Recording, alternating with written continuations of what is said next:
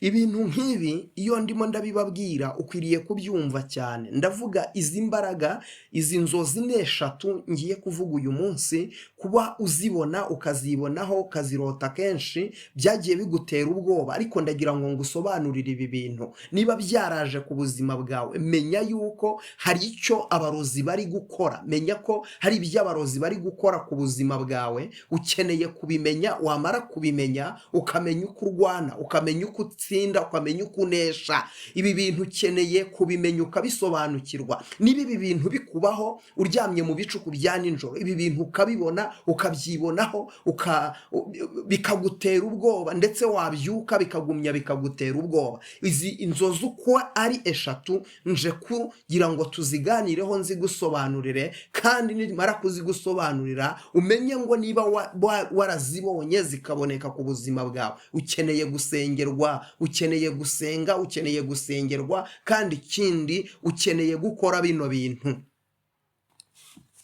Yesu ashimwe, nkwifurije umugisha w'Imana. Ndagusuhuza mu izina rya Yesu Kristo, umwami n'umucunguzi w'ubugingo bwacu. Imana iguha umugisha. Njye ndi Prophet Emma ugusuhuza mu izina rya Yesu Kristo. Dukomeje kuganira nk'ibisanzwe. Uyu ni umwanya wo kubohoka. Iyi ni ya saha yo kubohoka. Ni isaha ibohokeyemo abantu benshi. Iki kiganiro kibohokeyemo abantu benshi bahawe umugisha. Hari abantu bambwira bati Imana iguha umugisha. Hari byinshi twagiye tumenya, ariko hari na byinshi byagiye biva ku buzima bwacu. Hari abari baboshywe n'iminyururu, hari abari bafite ibibazo bigiye bitandukanye by'imbaraga z'abadayimoni n'imbaraga za karande zari ziboshye ubuzima bwabo. Bagenda babohoka binyuze muri iki kiganiro hamwe no kubasengera Imana. Rero turakomeje. Uyu munsi tugiye kuganira ibindi bintu bikomeye. Uyu munsi tugiye kuganira ibindi bintu bikomeye kandi by'ingenzi abantu benshi bakenera mu buzima bwabo. Ibi bintu icyo ubyumva, ibi bintu birashoboka ko wari usanzwe ubyumva cyangwa se wari usanzwe unabyibonaho, ariko ntubashe gusobanukirwa ngo ni ibiki, ntubashe kumenya ngo mbese bimeze gute. Hari inzozi ujya urota, izo nzozi wazirota zikaba zirimo hari ikintu zikwereka, hari ikintu zirimo ziguhishurira, zirimo zikumenyesha kigiye kuba ku buzima bwawe. Uyu munsi rero tugiye kuganira ku nzozi uzarota. Izo nzozi niba ujya uzirota cyangwa se niba warazirose ukazibona, menya ko umurozi yamaze kuroga ubuzima bwawe, ndetse no muri ako kanya urimo uzibona hari igicaniro bakubakiye. Izo nzozi urazibona bikaba ari nkaho ari inzozi, ariko ari ibintu birimo biraba mu isi y'umwuka. Biba bisobanuye ko mu isi y'umwuka barimo barakuroga, ibyo bintu biba birimo birakorwa. Hari inzozi turota zikitwa ko ari inzozi, ariko mu isi y'umwuka bikaba birimo birakorwa. Iyo tuganira bino nkunda kubabwira ngo ntabwo mbabwira imbaraga z'abadayimoni, ahubwo ndababwira ibyo amadayimoni bakoresha amayeri, uburyo bananiza abantu b'Imana, bakabatsikamira bakabananiza, ariko nkakubwira gukomera kw'Imana yacu. Haleluya. Nkakubwira gukomera kw'Imana yacu, nkakubwira imbaraga z'Imana yacu. Imana yacu ishimwe cyane. Nkakubwira imbaraga z'Imana yacu. Nubwo abadayimoni bahari, nubwo abarozi bahari, ariko Yesu uri hejuru, Yesu uri muri twebwe n'intwari kandi arakiza. Imana y'amahoro ishimwe cyane. Yesu uri muri twebwe n'intwari kandi arakiza. Yesu uri muri twebwe arahambaye. Yesu uri muri twebwe abasha byose. Rero ni ngombwa ko tuganira ikibazo tukakimenya, twamara kukimenya tukamenya nuko tukirinda. Nubwo abarozi baturoze, ariko mu ijuru hari Imana irogora, mu ijuru hari Imana ibohora. Haleluya. Imana y'amahoro ishimwe cyane.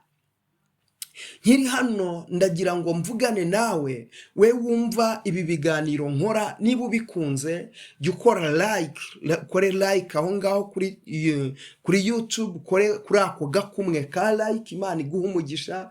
Ujye ukora comment yawe, ushyiremo comment yawe uko ubyumva nawe uko ubibona, cyangwa se ugire n'ikibazo tubaza, ubutaha nitwongera tuzongere tugihereho, nta kibazo. Hari inzozi ushobora kuba wararose ntuzisobanukirwe. Muri uru rugendo turafashanya, Imana y'amahoro itugirire neza. Rero tugiye kuvuga izi nzozi, ndavuga inzozi eshatu, niba warazibonyeho umenye yuko ukeneye gusengerwa byihuse, warazibonye ku buzima bwawe, ukazibona ukeneye gusengerwa byihuse. Ibi bintu ntubifate nk'ibintu bisanzwe, ntubifate nk'ibintu biraho, ntubifate nk'ibintu wumvishije ngo ubisigaho ngaho. Oya, ukeneye gusengerwa byihuse, kuko utari wasengerwa, utari wasenya icyo gicaniro cy'abarozi, utari wasenya icyo gicaniro cy'abazimu, ntabwo ushobora kugira ahantu ugera. Ibi bintu iyo ubyibonaho, umurozi aba yaramaze kukuroga, aba yaramaze kugufatisha. Imana y'amahoro itugirire neza. Rero ukibyibonaho ukeneye gusengerwa Imana, ukeneye kuba bugufi cyane ugasengerwa mu izina rya Yesu. Reka twihute cyane. Icyambere, uzaryama mu bicuku bya nijoro uryamye. Hari umuntu ukunda kurota inzoka kenshi. Iyo tuvuze inzoka, ubundi ubusobanuro bw'inzoka, ubundi bwa mbere isobanura umuriganya.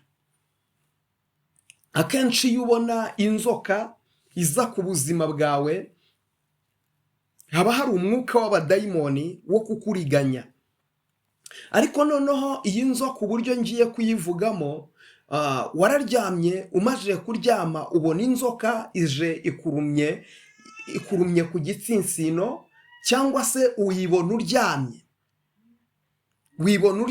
umaze kwibona uryamye, iyi nzoka ubona iri ku buriri bwawe, cyangwa se iyi nzoka uyibona ikwizingira mu ijosi, cyangwa iyi nzoka uyibona ikwizingira mu nda. Iyi nzoka uyibona muri ubwo buryo. Ikindi, iyi nzoka warayibonye, uyibona ari nk'inzoka y'impiri iza imbere yawe, izamura umutwe. Hari ukuntu inzoka y'impiri izamura umutwe igahindukira ikakureba, ihagaze nka kobra, ku buryo uba uyireba, ukabibona uryamye mu nzozi zawe, ndetse bikagutera ubwoba cyane. Imana y'amahoro itugirire neza. Bikagutera ubwoba cyane. Bisobanuye iki rero? Bisobanuye ko ukeneye gusenga cyane, ndetse ukeneye gusengerwa, kuko mu isi y'umwuka hari umurozi urimo uraroga ubuzima bwawe.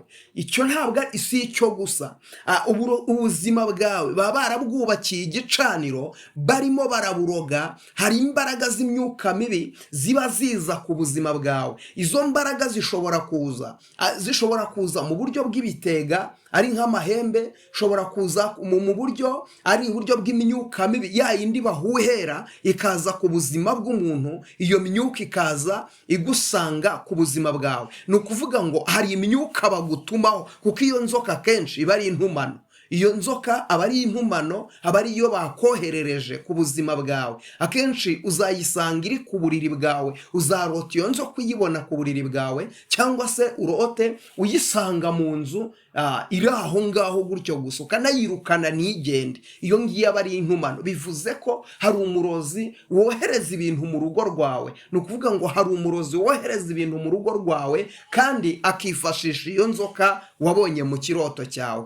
Rero icyo bisaba ni iki? Birasaba gusenga. Ikintu uba ukeneye deliverance,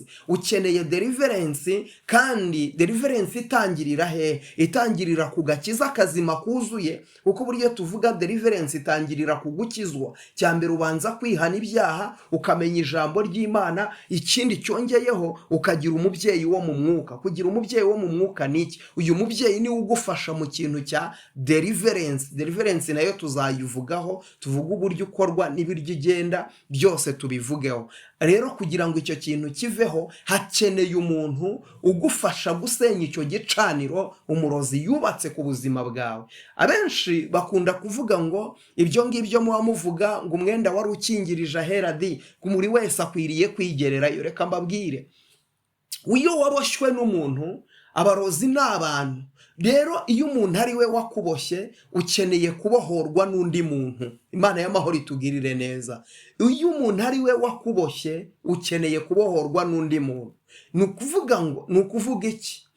Iyo usomye ubutumwa bwiza bwa Yohana, Bibiliya itwereka Yesu ageze kwa Lazaro, akagera ku gituro ku mva ya Lazaro. Yahasanze ngo ku mva ya Lazaro baramushyinguye, ngo ariko bamaze kumushingura ngo bashyira igitambaro, ngo bashyira ikibuye kinini ku mva ye. Yababajije, yababwiye ikintu gikomeye, arababwira ngo nimukureho igitare. Yesu yari afite ubushobozi butegeka kirya gitare ngo nikive kuri irya mva ya Lazaro. Ariko kubera ko abantu ari bo bashyize igitare ku mva ya Lazaro, arangije avuga ngo nimukureho igitare.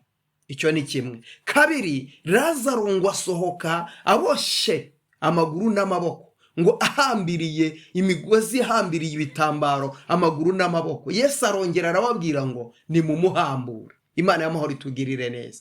Rero mu isi y'umwuka warozwe n'umurozi ni umuntu urimo ukoherereza ibyo ngibyo, ni umuntu. Ukeneye undi muntu ukwaturaho amagambo akubohora. Ukeneye undi muntu ukwaturaho amagambo agukura iyo bakuzirikiye. Ukeneye umuntu, kuko inyuma y'umuntu mubi habayo umuntu mwiza. Ndagira ngo unyumve neza, inyuma y'umuntu mubi habayo umuntu mwiza. Ushobora kwicara ngo abakozi b'Imana ngo twarabarambiye ngo ibe ngo hari bigeze ngo wamemukiye. Nyuma y'uwo waguhemukiye hari undi uzagutabara.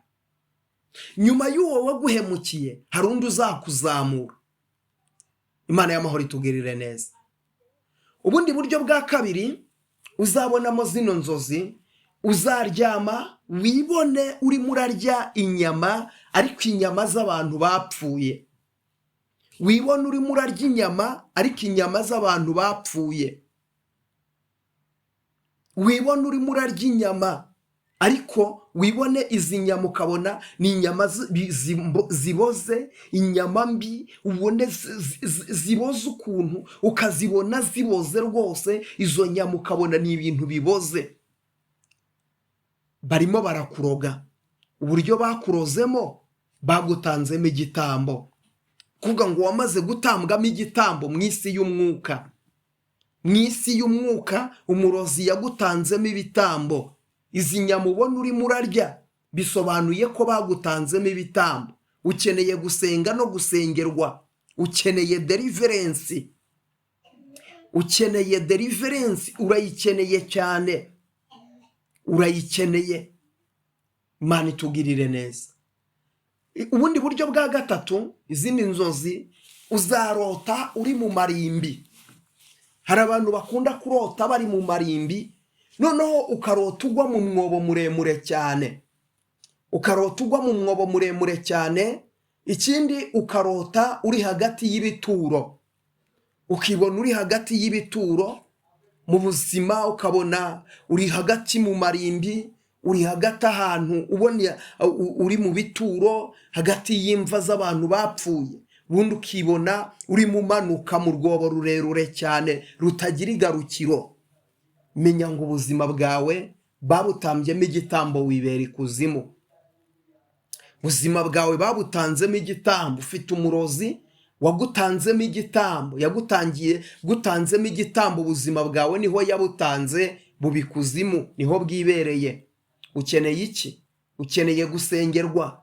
Ukeneye gusengerwa. Ukeneye umuhanuzi w'Imana. Reka mbabwire, ingoma za 2:20 Yehoshafati abwira Abayisiraheli, arababwira ngo nimwizere Uwiteka Imana yanyu mubone gukomezwa, ariko mwizere n'abahanuzi bayo mubone kugubwa neza. Ukeneye umuhanuzi mu buzima bwawe.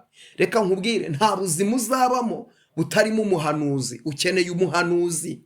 Ubuzima bwose ukeneye kugira umuhanuzi. Ukeneye bamenya. Reka nkubwire, hari igihe muvuga ngo nta bakozi b'Imana bagihari, hari 7,000 bitarapfukamira Bayali. Imana ifite abantu.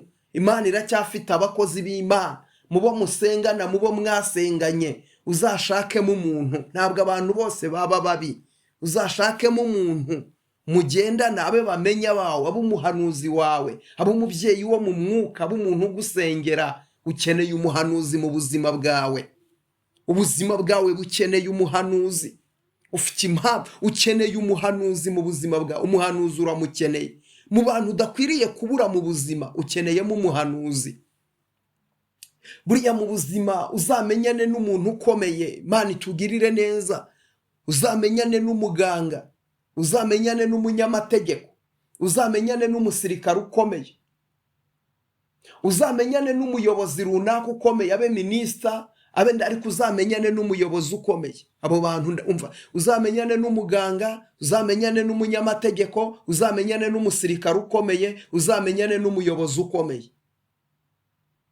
Ariko nyuma yaho menyana n'umuhanuzi. Umuganga nurwara azakuvura, umunyamategeko nugira ikibazo gikeneye amategeko azakuburanira, umusirikare hari aho uzamukenera ugeze mu karengane umwitabaza kurwanirire, umuyobozi uzashaka serivisi agufashe kuyibona, umuhanuzi azagufasha mu by'umwuka, abadayimoni baguteye akwirukanire dayimoni, cyangwa se mu buryo bumwe cyangwa ubundi ugira ikibazo ukenere kumenya ubuzima bwawe uko buhagaze, Imana imugutumeho. Ukeneye bamenya, ukeneye umuhanuzi mu buzima bwawe. Sinkubwiye abantu 5 ukeneye kuba uri kumwe nabo. Aba bantu 5 urabakeneye, aba bantu 5 urabakeneye. Niba utari wagera ku rwego umenyana n'umuganga ukomeye, umunyamategeko ukomeye, umusirikare ukomeye, umuyobozi ukomeye, umuhanuzi ukomeye, abo bantu urabakeneye. Niba utari wababona senga ubabone. Imana y'amahoro itugirire neza. Reka nkubwire ikintu, ibintu byose dukenera hano muri iyi si Imana ikoresha abantu. Ukeneye umuntu mu buzima bwawe, ukeneye umuntu, kandi ukeneye umuntu w'umumaro mu buzima bwawe. Ukeneye umuntu. Hari igihe dukunda kwivuriza ngo ngo nanga abantu. Urimo uraganira nabi, wanga abantu kandi nawe uri umuntu, ariko mu buzima bwawe ukeneye umuntu. Ikibazo ufite kugira ngo gikemuke ukeneye umuntu. Kugira ngo ubone akazi ukeneye umuntu. Kugira ngo ubone amafaranga ukeneye umuntu. Ubuzima bwawe bwose uzanyuramo Imana izakoresha umuntu. N'ikibazo ufite none ahangaha rero, bwaba uburwayi bw'abadayimoni, zaba imbaraga z'abazimu, zaba imbaraga za nyabingi, zaba izi mbaraga zose ziri ku buzima bwawe, ukeneye umuntu. Ukeneye umuhanuzi mu buzima bwawe, ukeneye umuntu musengana. Hari abantu bajye bakunda kuvuga ngo ngo nzisengera. Ntibishoboka. Ndagira nkubwire iki kintu, uzasenga imyaka ishire indize. Niba baragutanzemo ibitambo, ukeneye umuntu kubohoza akagukura iyo bakuzirikiye. Uzasenga, umva nkubwire, uzajya mu butayu uzasenga ya 40, uzagira gute? Cyokoze Imana kuko ari inyembaraga izagumya kugutungira muri ibyo bibazo ufite, ariko abadayimoni ntibazigera bakuvaho. Hakenewe umuntu Imana yahaye imbaraga. Yeriko yamaze imyaka 800 itari yahumanuka kuva igihe Yosuwa yayivumiye. Imara imyaka 800 itari yahumanuka, itegereza umuhanuzi w'Imana Elisa kugira ngo abari uza guhumanura Yeriko. Ukeneye umuntu. Imana y'amahoro itugirire neza. Rero ibyo ngibyo nubyibonaho, emera ko ukeneye. Ibi bintu by'Imana rega ntibisaba ubwenge bwinshi. Tubishyiramo ubwenge bwinshi budakenewe. Usanga abantu basenga ubwenge babumarira ahantu hadakenewe. Ubwenge reka kubumarira hadakenewe. Ibintu by'Imana bisaba kwiyoroshya ugatuza, kuko ibi ni iby'umwuka, bigenzuzwa umwuka. Ntabwo wabigenzuza umubiri, ntibishoboka. Ntabwo wabigenzuza umubiri, ntibishoboka. Ibibera mu isi y'umwuka, Imana iramutse igukoze ku maso ukareba intambara z'abadayimoni zibera mu isi y'umwuka, wakwiga gusenga, wakwiga kubaha abahanuzi, wakwiga gushaka abakozi b'Imana. Niba waramubonye ukaba umufite, akaba yarakubereye umuntu w'umumaro, uwo muntu mukomereho ntumuveho, mukumane. Niba hari umuhanuzi Imana yashyize mu buzima bwawe ukaba mugendanye mukaba mubana, uwo muntu ntumuveho. Wijarajara wijya gushakira ibindi ahandi, uwo muntu niwe ufite network yawe, mugumeho. ukeneye umuhanuzi. Imana y'amahoro ibagirire neza, Imana y'amahoro ibahe umugisha, ukuboko kwiza kw'Imana kuboneke kuri mwebwe. Mvuze ibi bintu bitatu, reka ndekera aho ngaho, bashaka kuvuga iminota mikeya kugira ngo urebe iki kiganiro kirangize. Imana y'amahoro rero iguhereza umugisha, Imana y'amahoro ikugirire neza. Ibiganiro byacu byo nakagaruka, niba utari wakora subscribe uyikore, kandi ntukagenda udakoze comment, ntukagenda udatanze comment yawe, kugenda udakanze like ubwo bisobanura iki? Warebye ikiganiro, niba wagikunze shyiraho like, niba hari n'ibyo ubona bikwiriye kongeramo nabyo ubishyire muri comment, ariko we kugenda gutyo, wigenda utavuze. Vuga. Imana y'amahoro itugirire neza. Vuga.